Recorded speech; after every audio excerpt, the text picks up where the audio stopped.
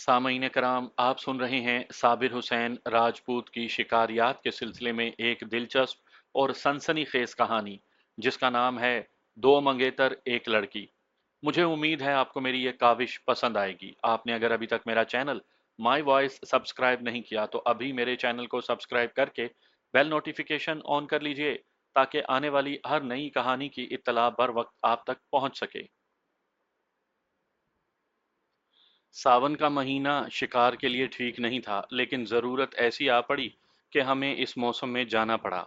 दो खंजीरों को ख़त्म करना था। आपने अखबारों में कई बार पढ़ा होगा कि पंजाब और बहावलपुर के सरहदी इलाके में खंजीरों ने धावा बोल दिया और फसल बर्बाद कर गए। अगर खंजीर चंद एक हों तो देहात के लोग खुद ही मार देते हैं।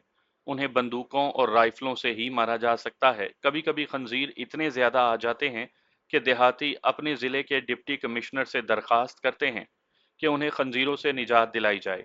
ऐसा कई बार हुआ है कि सरहद के इलाकों में हुकूमत ने खंजीरों को तलफ करने की बाकायदा मुहिम चलाई।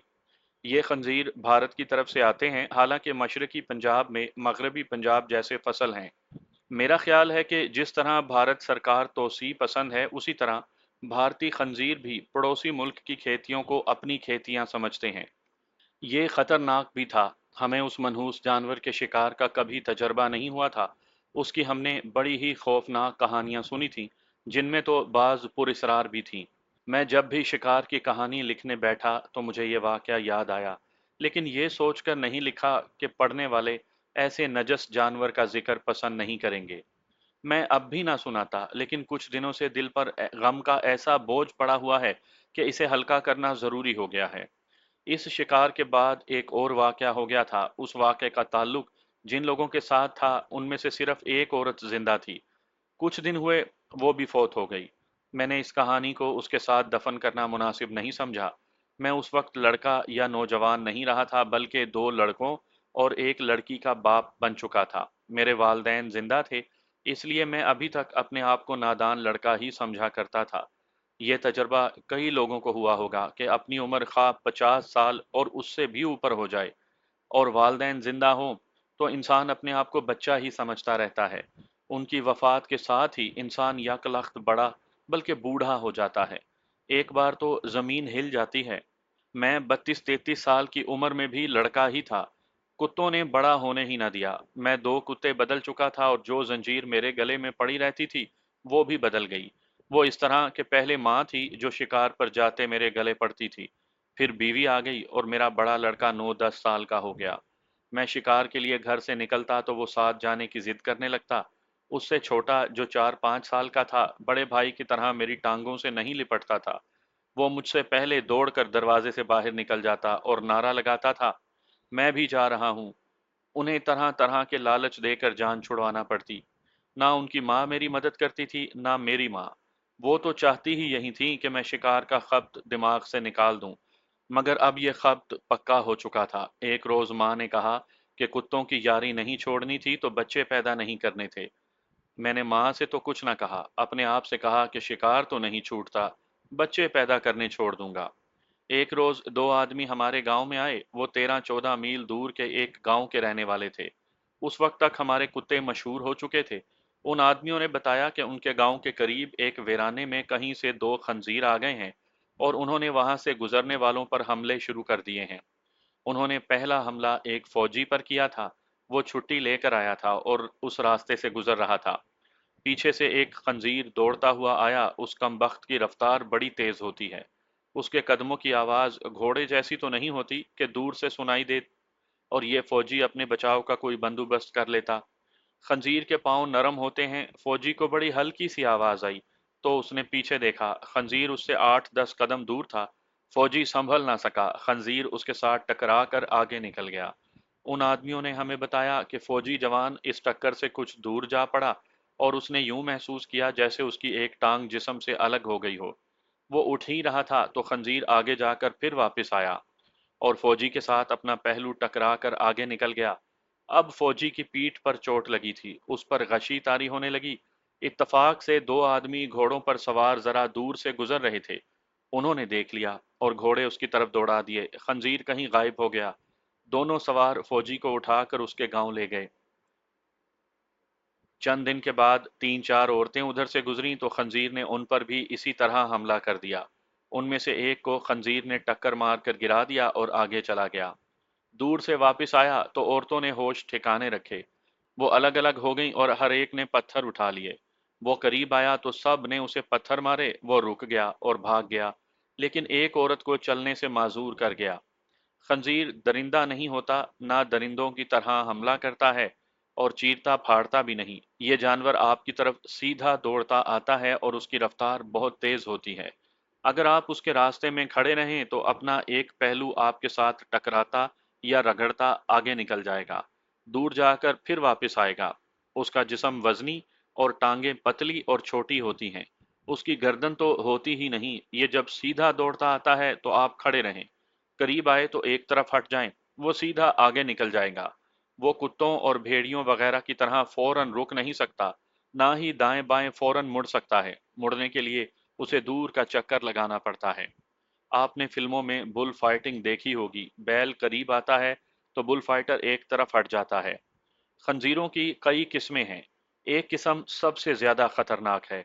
उसके सर पर नहीं बल्कि नाक के करीब दो नोकीले सींग होते हैं।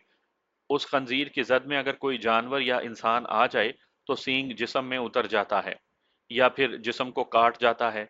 मैं उस जानवर के मुतालिक ज्यादा नहीं जानता, इतना ही जानता हूं कि उसकी मुख्तलिफ किस्में हैं जिनमें बाज खतरनाक हैं। ये हमला करने वाले जानवर नहीं। मैंने अपने गांव के फौजियों से जो हिंदुस्तान की छावनियों में रहे थे सुना था कि हिंदुस्तान में लोग भेड़ बकरियों की तरह खंजीर पालते हैं और ये कूड़े क्रिकेट के ढेरों पर और खुले इलाकों में चरते और चुगते रहते हैं।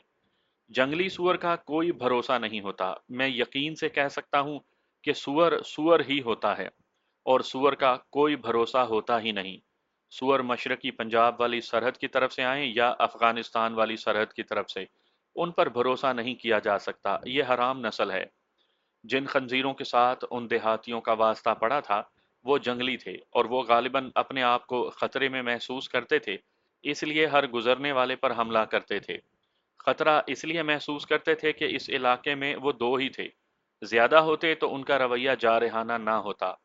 3 महीनों के अरसे में उन्होंने 10-11 आदमियों और औरतों को, एक गाय और 3-4 बकरियों को जख्मी कर दिया था।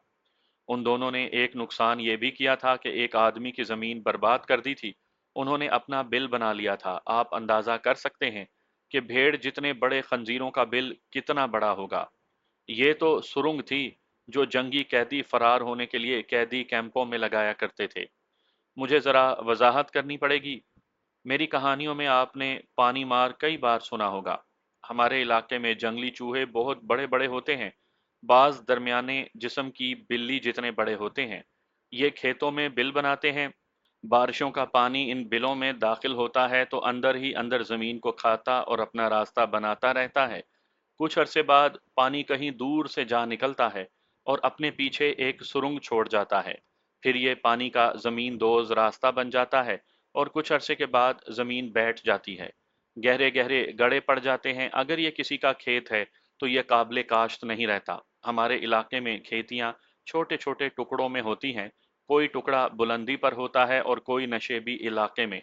कोई खेती 1 कनाल की होती है, कोई उससे जरा बड़ी, कोई जरा छोटी। उन दो खंजीरों ने किसी अमूदी टीले में से अपना बिल शुरू किया था और दूसरा ऊपर एक खेती में ले जाकर वहां उसका दूसरा दहाना खोला था। ये दो आदमी जो हमारे गांव में आए थे बताते थे कि सावन की बारिशें शुरू हो गई हैं और उन खंजीरों के बिल के ऊपर वाले दहाने में पानी दाखिल होता है और नीचे वाले दहाने से बाहर निकलता है। अभी सावन बरस रहा था। उन खेतियों के बैठने का खतरा पैदा हो गया था और ये खतरा भी था कि ये खंजीर दूसरी खेतियों में बिल बना लेंगे और ये खेतियां भी बैठ जाएंगी। नुकसान ना भी हो जी। हमारे गांव में आए हुए दो आदमियों में से एक ने कहा, इन बुरों ने, जिनका नाम भी जबान पर नहीं लाना चाहिए, किसी आदमी या मवेशी पर हमला ना भी किया हो तो भी नापाक और हराम चीज का खेतों के नीचे रहना और फसल में मुंह मारना ठीक नहीं। ये हमारा रिस्क है। ये भी मकरूह होता है। उन्हें हमारे कुत्ते ही मार सकते हैं। हमारी मदद करो। उनकी बात से हमें शक हुआ कि उन दो बुरों ने, जिनका नाम जबान पर नहीं लाना चाहिए, किसी इंसान या मवेशी पर हमला नहीं किया। یہ اپنی کھیتیوں کو ان کے بلوں کی وجہ سے بیٹھنے اور مکرو اناج پیدا کرنے سے بچانا چاہتے ہیں۔ مبالغہ اور افواہ بازی ہم لوگوں کی عادت ہے، اور ہابی بھی۔ دیہات میں ہی نہیں، شہروں کے تعلیم یافتہ لوگ بھی افواہیں گھڑنے، پھیلانے اور انہیں سچ ماننے کے عادی ہیں۔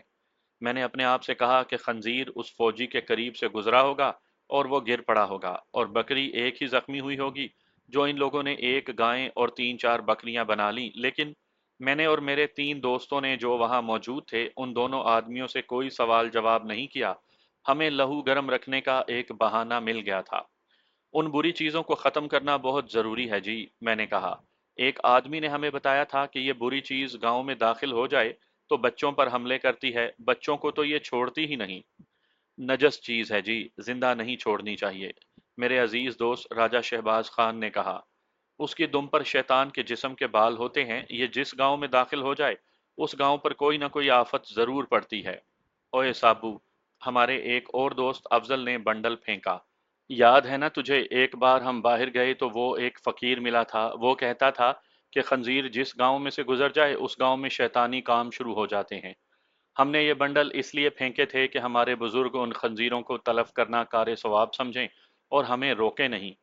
ہماری باتوں کا خاطر خواہ اثر ہوا۔ دو آدمی جو آئے تھے وہ زیادہ خوف زدہ ہو گئے اور التجائیں کرنے لگے کہ ہم کتوں سے ان خنزیروں کو ختم کریں۔ کیا تمہارے گاؤں یا علاقے میں کسی کے پاس بندوق نہیں؟ ہمارے ایک بزرگ نے ان سے پوچھا۔ دو شکاری بندوقیں ہیں، ان میں سے ایک نے جواب دیا۔ بندوقوں والے وہاں جاتے رہے ہیں لیکن انہیں یہ برے نظر نہیں آئے۔ نہیں جی، یہ بات نہیں، دوسرے آدمی نے کہا۔ بندوقوں والے نیچے تو کبھی گئے نہیں، اوپر بیٹھے رہے۔ ایک روز ایک خنزیر باہر نکلا تو بندوق والے نے دور سے کارتوس فائر کر دیا، خنزیر غائب ہو گیا۔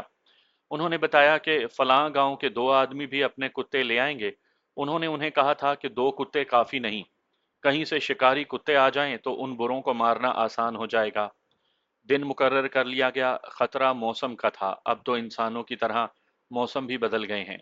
اس وقت ہمارے علاقے میں ساون کا یہ حال ہوتا تھا کہ رات کے آخری پہر مغرب کی طرف بجلی چمکتی تھی اور اس کے فوراً بعد گھٹا آ جاتی اور کھل کر برستی تھی، جل تھل ہو جاتا تھا۔ کبھی دن کو گھٹا آ جاتی اور ہر طرف پانی ہی پانی کر جاتی تھی، ندی نالے چڑھ جاتے تھے۔ آج کل تو ساون بھی سوکھا گزر جاتا ہے۔ ہمیں ڈر تھا کہ بارش ہو گئی تو ہمارا شکار رہ جائے گا۔ خدا نے ہماری سن لی، اس رات بارش نہیں ہوئی۔ 13-14 میل پیدل جانا تھا، اس لیے ہم صبح اس وقت چل پڑے جب ابھی اندھیرا تھا۔ اس کا مجھے ایک فائدہ یہ ہوا کہ میرے بچے سوئے ہوئے تھے، ورنہ ایک میری ٹانگوں سے لپٹ جاتا اور دوسرا یہ اعلان کر کے کہ میں بھی جاؤں گا، مجھ سے پہلے باہر نکل جاتا۔ میری ماں اور بیوی جاگ رہی تھی، انہیں میں نے رات کو بتا دیا تھا کہ دو خنزیروں کو مارنے جا رہے ہیں۔ تیرے سوا اس علاقے میں کوئی اور خنزیر ہے بھی؟ ماں نے کہا۔ کچھ شرم کر، 3 بچوں کا باپ ہو کر تو کتوں کے ساتھ کتا بنا ہوا ہے۔ اللہ نہ کرے شکار پر کچھ حرج مرج ہو جائے تو کیا ہوگا؟ خدا مجھے 1-2 بیٹے اور دے دیتا تو تجھے کھلا چھوڑے رکھتی۔ بے جی، میں نے جعلی سنجیدگی سے کہا، اکلوتے بیٹے اسی طرح خراب ہو جایا کرتے ہیں۔ اب صبر شکر کے سوا اور آپ کیا کر سکتی ہیں؟ ماں کر تو کچھ نہیں سکتی تھی، لیکن جو کچھ وہ کہہ سکتی تھی وہ سب کچھ اس نے کہا۔ چونکہ میرے والد صاحب بھی وہاں حاضر تھے اس لیے ماں نے انہیں آنت جرم میں خوب سنائی۔ والد صاحب نے خندہ پیشانی سے سنی، خندہ پیشانی بھی ایسی کہ ان کا خندہ میری ماں نے سن لیا۔ پھر یوں ہوا کہ اس رات بارش تو نہ برسی، لیکن ماں ایسی برسی کہ میں آج بھی نہیں بھولا۔ صبح کی نیم تاریکی میں ہم روانہ ہو گئے اور محسوس تک نہ کر سکے کہ آج کا شکار ایک اور ڈرامے کو جنم دے گا۔ مجھے وہ وقت اچھی طرح یاد ہے، ہم 13 آدمی تھے۔ میں اپنے آپ کو اب لڑکا نہیں کہتا تھا، میرے ساتھ میرے بچپن اور لڑکپن کے سارے ساتھی تھے، اور 5 نوجوان لڑکے تھے۔ ان کی ماؤں کے کہنے کے مطابق ان پانچوں کو ہم نے خراب کیا تھا۔ یہ ہماری شکاری روایات کو زندہ رکھنا چاہتے تھے۔ ہمارے ساتھ افضل تو تھا لیکن اس کا بولی ساتھ نہیں تھا، بولی بوڑھا ہو گیا تھا اور ایک روز ایسا بیٹھا کہ پھر کبھی اٹھ نہ سکا، بڑے سکون سے لیٹا اور مر گیا۔ ہمارے لیے بڑی پیاری اور سنسنی خیز یادیں چھوڑ گیا۔ پرانے کتوں میں تقریباً تمام کتے مر چکے یا بوڑھے ہو کر شکار کے لیے بیکار ہو چکے تھے۔ ہمارے 5 نوجوان ساتھیوں میں 3 ایسے تھے جن کے متعلق شک تھا کہ نہیں آئیں گے، یا ان میں سے ایک شکار کو چلے گا۔ ان کی آپس میں ناچاکی تھی، ایک کا نام محمد علی تھا اور دوسرے کا مجید۔ ان کی آپس کی دشمنی یہ تھی کہ محمد علی کی منگیتر مجید کو دے دی گئی تھی، شادی نہیں ہوئی تھی، پہلے منگنی توڑ کر دوسری منگنی کر دی گئی تھی۔ دیہات میں اب بھی یہ رواج موجود ہے کہ بچپن میں ہی منگنی کر دی جاتی ہے۔ رواج تو یہ رہا ہے کہ کسی اپنے عزیز رشتہ دار کے گھر لڑکی پیدا ہوئی تو رشتے کی خواہش مند ماں بچی کی کلائی سے دھاگا باندھ آئی، اس طرح لڑکی بک کر لی جاتی تھی۔ یوں بھی ہوتا تھا کہ بچی پیدا ہوئی اور چند دنوں کے بعد اپنے کسی رشتہ دار کے ہاں لڑکا پیدا ہوا تو بچی کی ماں بچے کی کلائی سے دھاگا باندھ آئی اور پھر باقاعدہ منگنی کر دی جاتی تھی۔ محمد علی کی منگنی بچپن میں ہی ایک لڑکی کے ساتھ کر دی گئی تھی۔ آپ نے فلموں میں دیکھا ہوگا اور افسانوں میں پڑھا ہوگا کہ والدین نے بچپن میں لڑکی لڑکے کی منگنی کر دی، لیکن لڑکا لڑکی جوان ہوئے تو لڑکی کسی اور کو چاہنے لگی یا لڑکا کسی اور کو چاہنے لگا اور فلمی کہانی بن گئی۔ لیکن محمد علی اور اس کی منگیتر کا سلسلہ ٹھیک رہا۔ وہ جب چھوٹے تھے تو اکٹھے کھیلتے رہے، مگر 9-10 سال عمر کو پہنچے تو انہیں اکٹھے کھیلنے سے منع کر دیا گیا۔ اس پابندی کی وجہ انہیں بتا دی گئی تھی۔ اس پابندی نے ان دونوں میں محبت پیدا کر دی۔ پھر محمد علی 18-19 سال کا ہو گیا، منگیتر اس سے 1 آدھ سال چھوٹی تھی۔ وہ دور سے ایک دوسرے کو دیکھ لیتے اور مسکرا کر ایک دوسرے کو محبت کا یقین دلاتے تھے۔ لڑکی محمد علی کو کبھی کوئی تحفہ ایک عورت کے ہاتھ چوری چھپے بھیج دیتی تھی۔ اس کے جواب میں محمد علی اسے ریشمی رومال اور کبھی شہر سے کانچ کی چوڑیاں لا کر بھیجتا تھا۔ معمولی سی ایک بات پر محمد علی اور اس کے منگیتر کے خاندان میں ناچاکی ہو گئی۔ دیہات میں مذاکرات اور فائر بندی نہیں ہوا کرتی، نہلے پر دہلا پھینکا جاتا ہے اور صلح صفائی کی بات کرنے والے کو بزدل سمجھا جاتا ہے۔ ان خاندانوں میں بھی ایسے ہی ہوا۔ معمولی سی بات بڑھتے بڑھتے بہت بڑی ہو گئی۔ ہر گاؤں اور شہر کے ہر محلے میں اور ہر برادری میں ایک تیسری پارٹی ضرور ہوتی ہے جو جلتی پر تیل ڈالنے کا کام کرتی ہے۔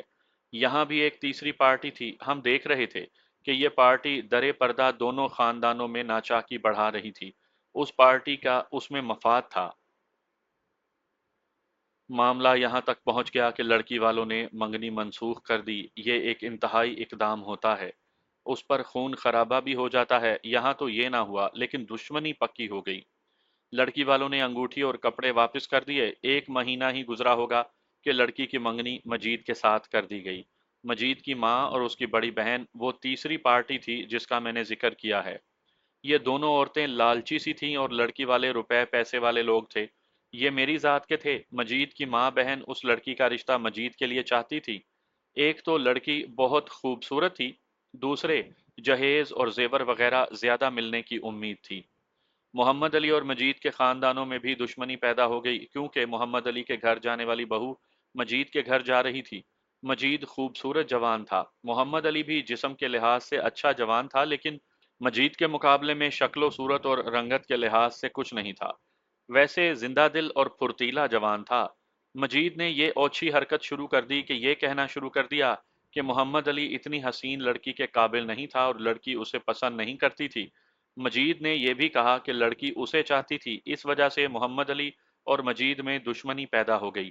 میں نے پہلے آپ کو بتایا ہے کہ 5 نوجوانوں میں سے 3 کے متعلق شک تھا کہ ہمارے ساتھ نہیں آئیں گے۔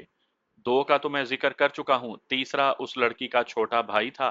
اس کی عمر 16-17 سال تھی، خود بھی خوبصورت تھا اور اس کا کتا بھی اچھی نسل کا تھا۔ اس نے مجھے ایک روز پہلے بتایا تھا کہ وہ بھی ہمارے ساتھ جائے گا۔ مجھے معلوم تھا کہ محمد علی اور مجید بھی جا رہے ہیں۔ میں نے اسے کہا کہ وہ نہ جائے کیونکہ محمد علی اور مجید بھی جا رہے ہیں۔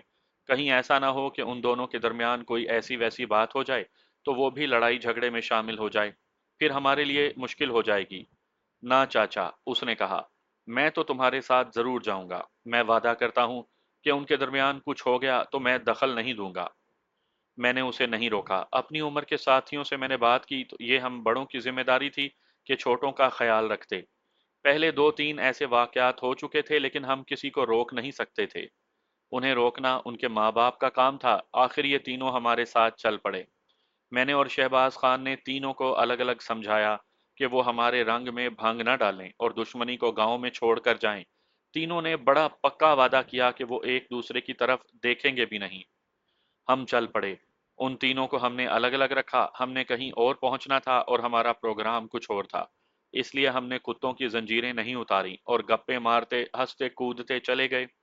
ہم پھر نوجوان ہو گئے تھے، ساون کے بادل ٹکڑوں میں بٹے ہوئے ہماری طرف بھاگ دوڑ رہے تھے، کبھی دھوپ تیز ہو جاتی، کبھی بادل سایہ کر دیتے، ہمارا پسینہ بہہ رہا تھا، ہوا ٹھنڈی اور ہر طرف ہریالی تھی۔ ہم نے 3 برساتی نالے عبور کیے، انہیں ہم کس اور چھوٹی ندی کو کسی کہتے ہیں۔ برسات کا موسم ہونے کی وجہ سے ان میں پانی تھا، لیکن تھوڑا جو بڑا اچھا لگتا تھا۔ بارش ہوتی تھی تو یہی کس سیلابی ہو کر بڑے خوفناک ہو جاتے تھے۔ جہاں ان کے پاٹ تنگ تھے وہاں طغیانی قیامت برپا کرتی تھی، سانڈا اور بھینسے بے بس ہو کر ڈوب جاتے تھے۔ ہم جن کسیوں میں سے گزر کر گئے ان میں ایک بہت ہی خطرناک تھا، کیونکہ ایک بڑا کس اور 2 یا 3 چھوٹی کسیاں اس میں گرتی تھیں اور اسے سیلابی دریا بنا دیتی تھیں۔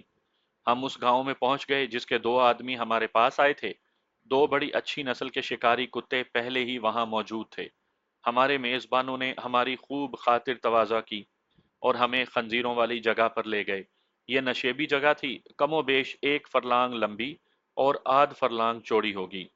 اس کی ایک طرف دیوار کی طرح سیدھا ٹیلا تھا، اس کے اوپر کھیتیاں اور کچھ بنجر جگہ تھی۔ اس کے بالمقابل ٹیکریاں تھیں، اس کے اندر بھی اونچی نیچی ٹیکریاں تھیں اور زمین کٹی پھٹی تھی۔ ساون کا پانی بھی ایک جگہ تالاب کی طرح جمع تھا، گھاس اونچی تھی، شیشم اور کیکر کے درخت بھی تھے۔ اس نشیب میں سے راستہ گزرتا تھا۔ ہم اب نادان لڑکے نہیں تھے، اس وقت ہم مشکل اور مصیبت میں اپنے آپ کو ڈال کر خوش ہوتے تھے۔ ہماری حرکتیں بلا سوچے سمجھے ہوا کرتی تھیں۔ اب ہم ذرا پکی عمر میں داخل ہو گئے تھے، تجربہ بھی ہو گیا تھا، اس لیے اب عقل سے کام لے لیتے تھے۔ ہم نے وہ جگہ دیکھی جہاں خنزیر رہتے تھے، یہ سیدھے کھڑے ٹیلے میں ایک جگہ تھی۔ وہاں سے ٹیلا یعنی دندی پھٹا ہوا تھا، اس کے سامنے مٹی کا ڈھیر لگا تھا، ٹیلے کی پھٹی ہوئی جگہ میں ایک بل بنا ہوا تھا، یہ اتنا بڑا تھا کہ ایک آدمی لیٹ کر آسانی سے اس کے اندر جا سکتا تھا۔ بل کے وہاں کے اندر اور باہر ایسی نشانیاں موجود تھیں جو خنزیروں کی موجودگی کا پتہ دیتی تھیں۔ جس کسی نے بھی اس دہانے کے قریب آ کر دیکھا وہ بدبو سے پیچھے ہٹ آیا۔ ہمیں بتایا گیا تھا کہ اوپر ایک کھیت میں بھی ایک دہانا ہے۔ ہم دور کا چکر کاٹ کر اوپر گئے۔ ایک کھیت میں باجرے کی فصل تھی، اس میں ایک جگہ اتنا ہی بڑا دہانا تھا جتنا ہم نیچے دیکھ کر آئے تھے۔ یہاں بھی صاف نشانیاں تھیں، یقین نہیں آتا تھا کہ یہ ایک سرنگ ہے اور اس کا دوسرا سرا آگے اور نیچے ہے۔ 2 3 آدمیوں نے یہاں سے خنزیروں کو نکلتے اور اس کے اندر جاتے دیکھا تھا، اس لیے سب کو پتا چلا تھا کہ یہ کیا ہے۔ خنزیروں نے اس کھیت کو نقصان پہنچایا تھا۔ خنزیروں کو مارنے کا ایک طریقہ تو یہ تھا کہ ایک طرف سے ایک کتے کو اندر بھیجا جاتا، کتا شکار کی مشک پر اندر چلا جاتا اور خنزیر اس کے ڈر سے دوسرے دہانے سے باہر آ جاتے جہاں دوسرے کتے ان کے استقبال کے لیے موجود ہوتے۔ ہم نے پانی مار کی سرنگوں میں کئی بار کتے داخل کیے تھے، لیکن وہ کشادہ تھی۔ یہ سرنگ کشادہ نہیں تھی۔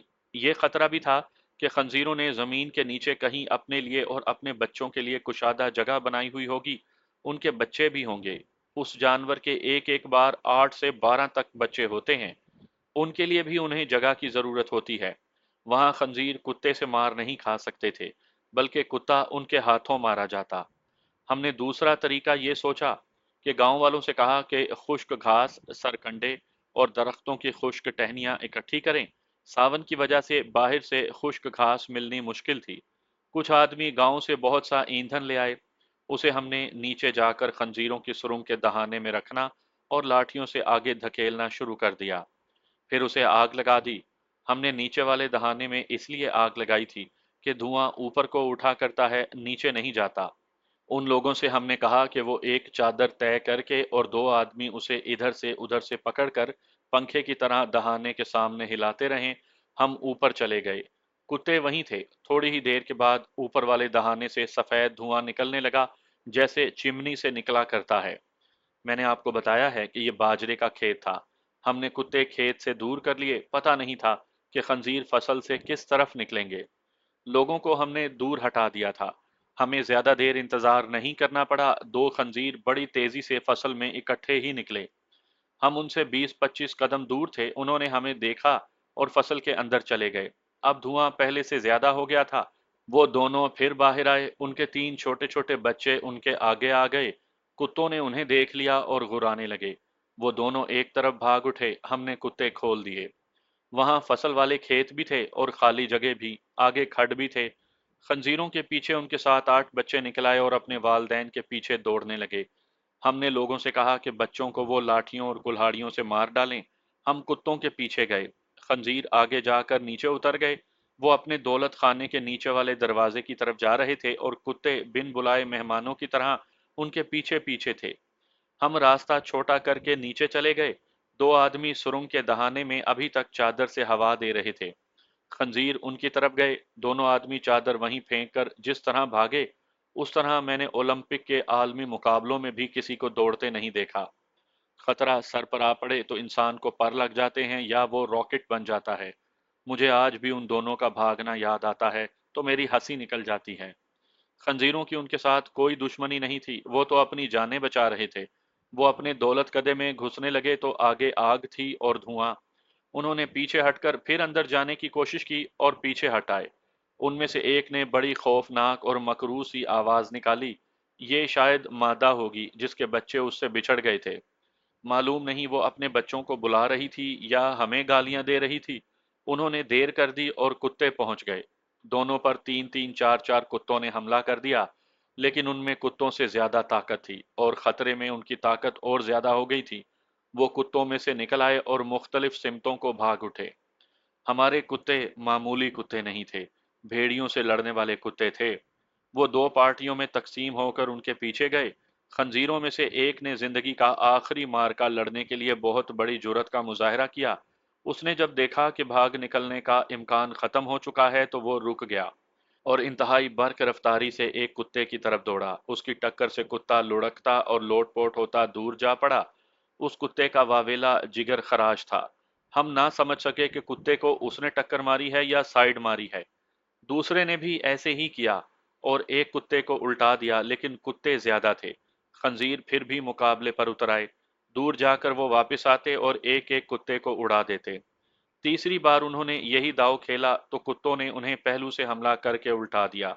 पहले तो उनकी टांगें तोड़ी। वो उठे और चलने के भी काबिल न रहे। कुत्तों का काम आसान हो गया। उन्होंने ज्यादा वक्त नहीं लिया और उनके पेट फाड़ दिए। कुत्तों को पकड़ लो, एक आदमी ने बुलंद आवाज से कहा। पकड़ लो, ये हराम चीज ना खाएं।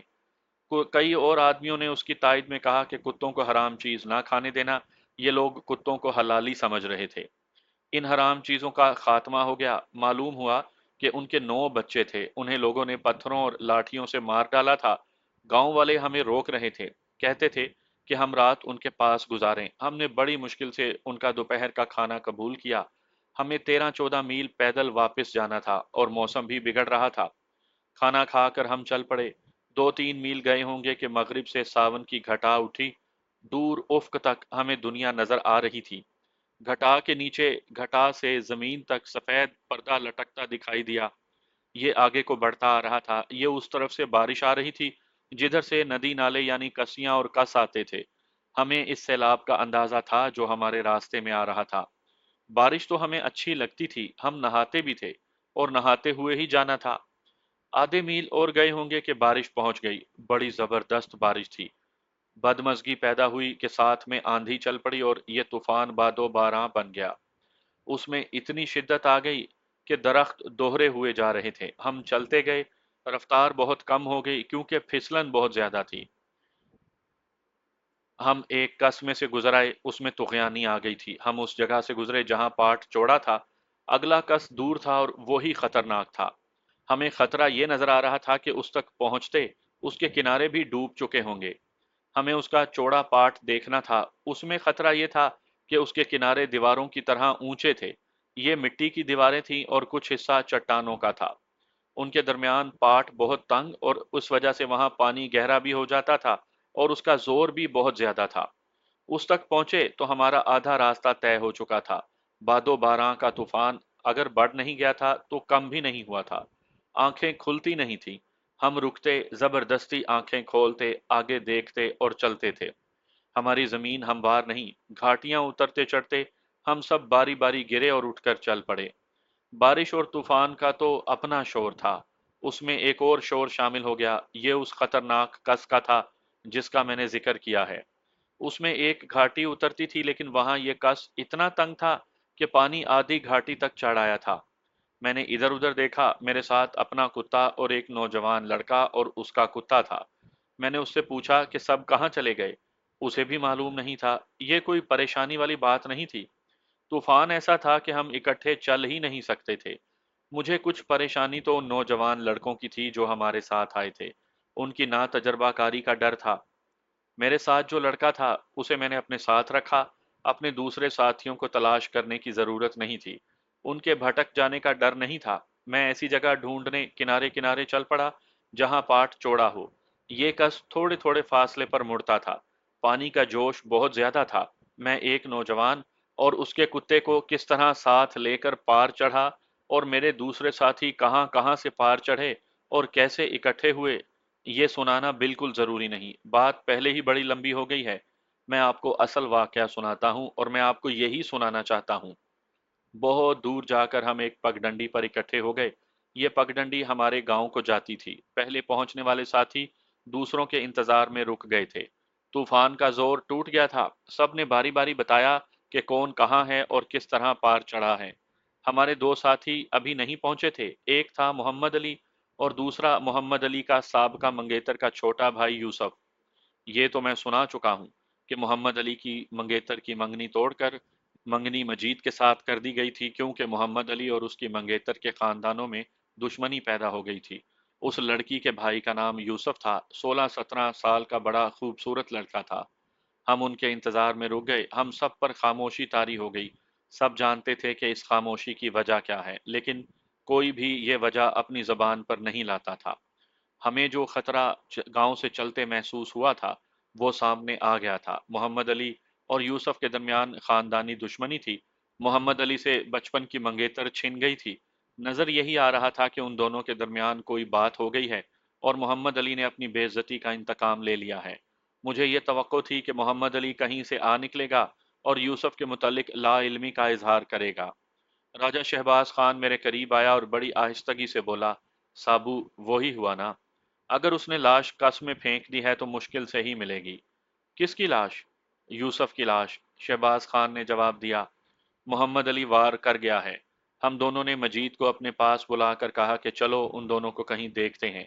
मजीद बिल्कुल ही चुप रहा। सब ने मिलकर सोचा और यह फैसला हुआ कि उनका इंतजार नहीं किया जाए। हम सब एक दूसरे से अलग हुए थे और यहाँ आकर इकट्ठे हुए हैं। वो आगे चले गए होंगे, वो बच्चे तो नहीं थे। हम चल पड़े। हम इस तूफान में भी हंसते खेलते चले जा रहे थे, मगर अब ऐसे लगता था जैसे हम जनाजे के साथ जा रहे हों। कुछ दूर तक तो किसी ने किसी के साथ कोई बात ना की। फिर हम दो दो तीन तीन होकर बातें करने लगे। हर कोई यही कहता था कि खैरियत नहीं। फिर हम इकट्ठे हो गए और इस मसले पर बातें करने लगे। मैं मजीद की खामोशी पर हैरान था। वो सिर्फ चुप ही नहीं था, बल्कि वो हम सब से अलग होकर चला जा रहा था। बाज, मैंने शहबाज खान से कहा, मुझे एक और वहम हो रहा है। मोहम्मद अली और यूसुफ के दरमियान कोई बात हो गई होगी और मजीद भी साथ होगा। मजीद और यूसुफ ने मोहम्मद अली को मारकर सैलाब में फेंक दिया होगा। जरा देखो, मजीद बात ही नहीं करता। ऐसा भी हो सकता है, शहबाज खान ने कहा। मजीद ने यूसुफ से कहा होगा कि तुम अब किसी और रास्ते से गांव चले जाओ और मैं सबके साथ चलता हूं ताकि किसी को शक ना हो। ये हमारी कयास आराइयां थी। हम दिलों पर बोझ लिए गांव में दाखिल हुए। माएं बाहर आ गईं, बाप बाहर आ गए और गांव के लोग बाहर आ गए। बारिश बिल्कुल रुक चुकी थी, शाम होने को थी। जिन दो माओं के बेटे हमारे साथ गए थे और अब हमारे साथ नहीं थे, वो दौड़ी आईं और अपने अपने बेटे की बाबत पूछने लगीं। उन बेटों के बाप भी आ गए। हमने उन्हें बताया कि हम सब किस तरह अलग हो गए थे और हमने कस किस तरह पार किए, मगर माओं और बापों की तसल्ली नहीं हुई। जरा सी देर में सारे गांव में यह खबर फैल गई कि मोहम्मद अली और यूसुफ कहीं गुम हो गए हैं। उनके रिश्तेदार हमें कहते थे कि हम उनके साथ चलें। वो उन्हें ढूंढना चाहते थे। घोड़ियां तैयार कर ली गईं, लालटेनें और टार्चें भी इकट्ठी कर ली गईं। सूरज गरूब हो चुका था। हर कोई कहता था कि वो खैरियत से नहीं।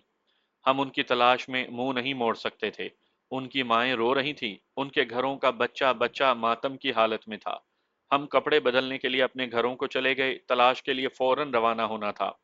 मैं नहाकर कपड़े बदल चुका था। मेरी बीवी ने मेरे आगे खाना रखा और मेरी माँ की जबान चल पड़ी। वो मुझे कह रही थी कि मैं ये काम छोड़ दूं। मैं खामोशी से सुन रहा था। अचानक बाहर का दरवाजा धमाके से खुला और एक लड़का अंदर आया। साबू चाचा, उसने कांपती कांपती आवाज में कहा, अलिया और यूसा आ गए हैं। मैं खाना अधूरा छोड़कर बाहर को दौड़ा। मोहम्मद अली और यूसुफ आ गए थे। वो घोड़ियों पर आए थे, बल्कि लाए गए थे। उनके साथ 3 आदमी किसी और गांव के थे। मोहम्मद अली अपने घर चला गया और यूसुफ अपने घर। मैं पहले एक के घर गया, फिर दूसरे के घर। दोनों की हालत अच्छी नहीं थी।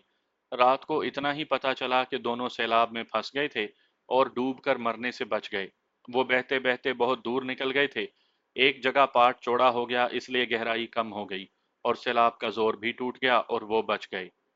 2 रोज के बाद जब दोनों के होश ठिकाने आ गए तो असल हादसा मालूम हुआ। हम जब सब तूफान की नाकाबिले बर्दाश्त शिद्दत और अपने इलाके के नशेबो फराज और घाटियों वगैरह की वजह से एक दूसरे से अलग हो गए थे तो मोहम्मद अली अकेला रह गया था। वो ज्यादा दूर चला गया था। आगे वो खतरनाक कस आ गया जिसका मैं जिक्र कर चुका हूँ। मोहम्मद अली कोई ऐसी जगह देखने लगा जहाँ कस कम गहरा हो। उसे थोड़ी ही दूर यूसुफ और मजीद इकट्ठे आते दिखाई दिए। वो कस के किनारे किनारे आ रहे थे। मोहम्मद अली कस के उल्टे रुख आ रहा था और वो दोनों कस के बहाव के रुख पर उसकी तरफ आ रहे थे। मोहम्मद अली रुक गया। वो उनके आमने सामने नहीं आना चाहता था। वहां किनारा बहुत ऊंचा था। कस का पाट तंग था, इसलिए सैलाब गहरा और तेज था। मोहम्मद अली ने देखा कि यूसुफ किनारे के बिल्कुल साथ हो गया और उसने नीचे देखा। उस इलाके का होते हुए उसे ख्याल ना आया कि यह मिट्टी का किनारा है जिसके तोदे गिरते रहते हैं। मोहम्मद अली और यूसुफ की बोलचाल खानदानी दुश्मनी की वजह से बंद थी, वरना वो उसे पुकार कर कहता कि किनारे से दूर हट जाए। वो अगर इतनी दूर से पुकारता भी तो यूसुफ तक उसकी आवाज ना पहुंचती। तूफान और सैलाब का शोर कान फाड़ रहा था। वही हुआ। यूसुफ के पांव के नीचे तोदा अलग होकर सैलाबी कस में जा पड़ा और उसके साथ यूसुफ भी सैलाब में गिर पड़ा। मोहम्मद अली को तवक्को थी कि मजीद यूसुफ के पीछे सैलाब में कूद जाएगा, लेकिन वो वहीं खड़ा देखता रहा और यूसुफ बहता गया। फिर मजीद ने यह हरकत की कि वहां से दूसरी तरफ भाग गया।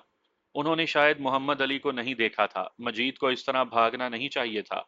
वो तो यूसुफ की बहन का मंगेतर था, हम उसे जानते थे। वो कुर्बानी देने वाला नौजवान नहीं था। यूसुफ 16-17 साल की उम्र का फुर्तीला लड़का था। वो अपने जोर से निकल आता, मगर उसके पीछे एक दरख्त या किसी दरख्त का टूटा हुआ टहन बहता आ रहा था। उसकी टहनियां लंबी और मोटी थीं। ये ऐसे तरीके से बह रहा था कि बहते की तरह घूम भी रहा था।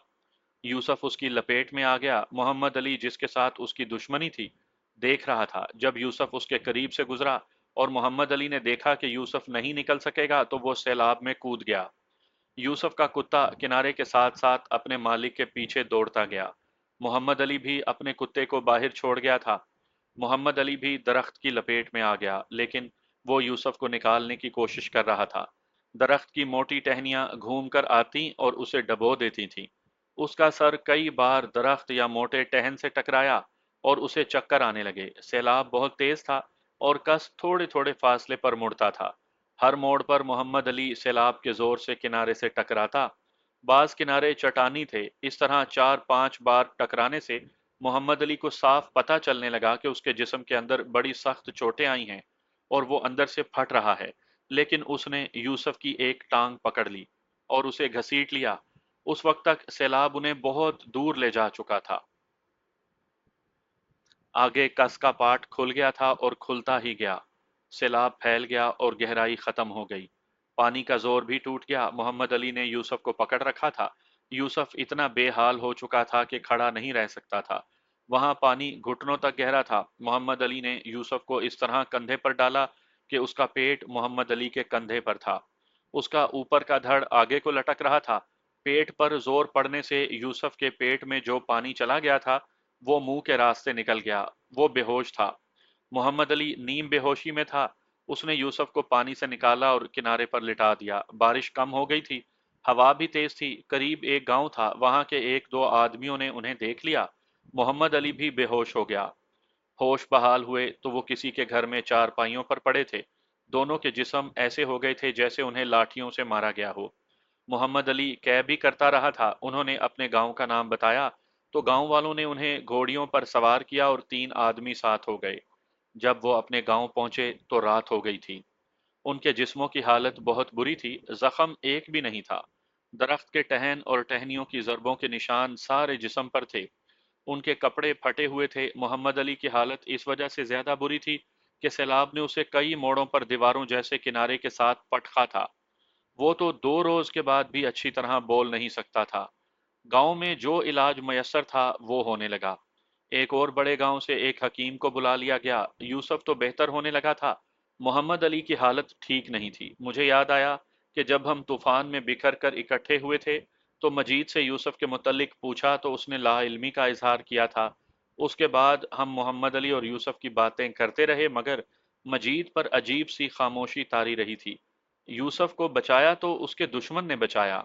गांव में लोग इस तरह की बातें करने लगे कि अब इन दोनों खानदानों की दुश्मनी खत्म हो जाएगी। मोहम्मद अली ने उस खानदान के यूसुफ जैसे खूबसूरत और नौजवान बेटे को मौत के मुंह से निकाला था। लेकिन यूसुफ के माँ बाप और दूसरे बुजुर्गों ने इतना भी ना किया कि एक आध बार मोहम्मद अली को देखने ही चले जाते। उसमें वो अपनी बेइज्जती समझते थे। यही तो देहात के लोगों में खराबियां थी। वो अपनी नाक को मुकद्दम और मुकद्दस समझते थे। दुश्मन का एहसान मान लेना दुश्मन के आगे सर झुकाने के बराबर समझा जाता था। खानदानी अदावतों में आज भी यही रवैया चलता है। दिन गुजरते गए और ये भी देखा गया कि यूसुफ के घर वाले और मजीद के घर वाले मजीद की इस हरकत पर पर्दा डाल रहे थे कि उसने यूसुफ को सैलाब में गिरते देखा और वहां से भाग आया। मजीद की माँ को मैंने खुद कहते सुना, अगर मेरा मजीद देख लेता तो वो यूसे को फौरन पानी से निकाल लेता। अलिया तो उसे डबोकर मारने के लिए पानी में उतरा था। मजीद अलग झूठ बोलता फिरता था। 6-7 दिनों के बाद यूसुफ चलने फिरने के काबिल हो गया। उसने पहला काम यह किया कि मोहम्मद अली के घर चला गया और बहुत देर उसके पास बैठा रहा। मोहम्मद अली की माँ ने और उसके बाप ने भी यूसुफ से कहा कि उसके माँ बाप उसका उनके घर आना अच्छा नहीं समझेंगे, इसलिए वो आइंदा ना आए। यूसुफ ने कहा कि उसकी किसी के साथ दुश्मनी नहीं और वो एहसान फरामोश नहीं। सुना था कि यूसुफ को बाप ने गालियां दी थी और यूसुफ ने कहा था कि मैं मर रहा था, डूब रहा था। मुझे अलिये ने जिस तरह बचाया है वो किसी ने नहीं देखा। उसने मेरे पीछे अपनी जान कुर्बान कर दी थी। जाकर देखो उसका अपना क्या हाल है। यूसुफ के बाप ने एक मौके पर यहाँ तक कह दिया कि मोहम्मद अली ने हमारी बेटी का रिश्ता लेने के चक्कर में यूसुफ को बचाया है। लेकिन मैं इतना बेगैरत नहीं कि पहले उधर से मंगनी तोड़ी और मजीद के साथ मंगनी कर दी, अब ये फिर तोड़कर मोहम्मद अली के साथ कर दूं। यूसुफ एक रोज फिर मोहम्मद अली के घर चला गया और बहुत देर उसके पास बैठा रहा। उसका एक बड़ा भाई था, वो उसे मोहम्मद अली के घर जाने से नहीं रोकता था। उसका बाप बहुत तड़पता था। उसकी माँ को कुछ पता नहीं चलता था कि वो अपने बेटे का अपने दुश्मन के घर जाना मुनासिब समझे या नहीं। अलबत्ता यूसुफ की बहन ने अपनी 2 सहेलियों से कहा था कि वो मजीद को कबूल नहीं करेगी। ये बात निकल गई और कई औरतों तक पहुंच गई। देहात में आज तालीम और तरक्की के ज़माने में भी लड़की को बोलने की इजाज़त नहीं। आज से 50 साल पहले तो कोई सोच भी नहीं सकता था कि लड़की अपनी पसंद या अपना फैसला जबान पर ला सकती है। यूसुफ की बहन ये संगीन जुर्म करने पर उतर आई थी। उसकी जबान से निकली हुई बात मजीद के घर पहुंच गई। मजीद के माँ बाप ने लड़की के माँ बाप से ये शिकायत तो ना की कि उनकी बेटी ने यह बात कही है। उन्होंने ये मुतालबा पेश कर दिया कि शादी का दिन मुकर्रर किया जाए। उन्हें खतरा था कि लड़की की बात ही ना मान ली जाए। मोहम्मद अली ने उन लोगों पर मामूली सा एहसान नहीं किया था। लड़की के बाप ने कह दिया कि शादी जल्द ही कर दी जाएगी। यूसुफ तो ठीक हो गया था, मोहम्मद अली ठीक होता नजर नहीं आता था। 15-16 दिन गुजर गए और उसकी हालत पहले दिन जैसी थी। हकीम कहता था कि इसके फेफड़ों में पानी चला गया है और वो ये भी कहता था कि इसे अंदर की चोटें लगी हैं। इससे उठा तो नहीं जाता था। उसके घर वाले सोच रहे थे कि उसे गुजर खान या रावलपिंडी अस्पताल में ले जाएं। एक रोज लोगों ने ये अजीब वारदात देखी कि यूसुफ की बहन मोहम्मद अली के घर चली गई और मोहम्मद अली के पास बैठी रही। पता चला कि उसने मोहम्मद अली के साथ सिर्फ इतनी सी बात की थी, अल्लाह तुझे इस नेकी का अजर देगा, तू मेरे सोने भाई पर कुर्बान हो गया। बाकी जितना वक्त वो बैठी रही उसने कोई बात ना की। मोहम्मद अली को देखती रही और उसके आंसू बहते रहे। मैंने आपको बताया है कि वो मोहम्मद अली की बचपन की मंगेतर ही नहीं बल्कि उन दोनों में बड़ी गहरी मोहब्बत हो गई थी। अब तो मोहम्मद अली की मोहब्बत उस लड़की की रूह में उतर गई थी, वो अपने आप में नहीं रही थी। ये जुर्म काबिल माफ़ी नहीं था। वो घर गई تو اس کے باپ کو پتہ چل چکا تھا اور اس کے انتظار میں تھا۔ اس نے بیٹی کو 2-3 تھپڑ جڑ دیے۔ لڑکی کی ماں درمیان میں آ گئی اور لڑکی کے باپ پر برس پڑی۔ بیٹا میرا ڈوب رہا تھا، اس نے اپنے خاوند سے کہا، جگر میرا کٹ رہا تھا، منگنی توڑ کر تیری ناک پر مکھی نہیں بیٹھی تھی۔ اب بیٹی دے کسے رہا ہے تو؟ اسے جو تیرے بیٹے کو ڈوبتا دیکھ کر بھاگ آیا تھا۔ اس نے گاؤں میں آ کر اتنا بھی نہ بتایا کہ تمہارا بیٹا ڈوب گیا ہے۔ باپ کہاں تھا ہتھیار ڈالنے والا؟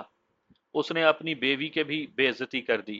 بیوی نے بھی کوئی کسر نہ چھوڑی۔ اس طرح ان کے گھر میں اختلاف پیدا ہو گیا۔ 2 روز کے بعد لڑکی پھر محمد علی کے گھر چلی گئی۔ محمد علی کی ماں نے اسے کہا کہ وہ اپنے ماں باپ کو ناراض نہ کرے اور یہاں نہ آیا کرے۔ لڑکی نے کہا کہ میں نے اسی گھر میں آنا ہے۔